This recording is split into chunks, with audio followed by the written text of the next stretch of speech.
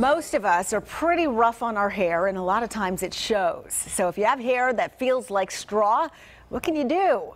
The Fox Medical Team's Beth Galvin shows us how to get our locks back into shape. We put our hair through a lot every day, blowing it dry, straightening it, curling it, sometimes doing all of the above to it. So if your hair's fried, there actually are some easy ways you can start undoing that damage.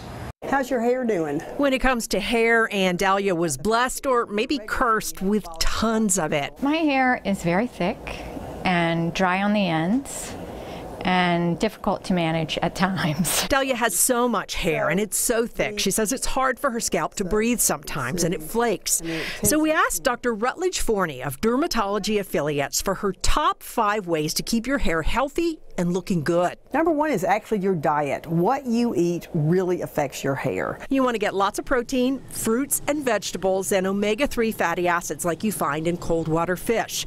And for a little extra help for your hair, hit the supplement aisle and pick up some biotin. And so for people who feel like their hair is getting thinner or that they just would like to have more hair, many people find that 6 months of biotin can make a big difference. Third, Dr. Forney says you want to think about what kind of hair you have and how you style it, and let that dictate how often you need to wash it. For instance, there are definitely people, African American people, who don't need to wash their hair but every 1 to 2 weeks because it's just too harsh on their hair. They need to oil it. Their hair is naturally drier than other people's. If your hair is long and dry, wash the roots but not the ends. Many people wash their hair every day. That's okay as long as you're not using harsh products. And tip number 4, protect your hair from sun damage. Now the nice thing is your hair grows out, so if you manage to really damage your hair from sun and products, at least you know that what you're producing will be healthier and you can get rid of that hair. Finally, Dr. Forney says while you don't want to overwash your hair, you do need to keep your scalp clean. Because you don't want to have a buildup of oil and sebum and dirt on your scalp, because your scalp needs to breathe just like the rest of your skin.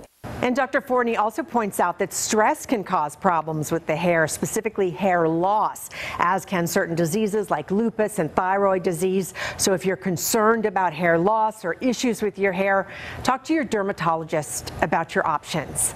For the Fox Medical Team, I'm Beth Galvin.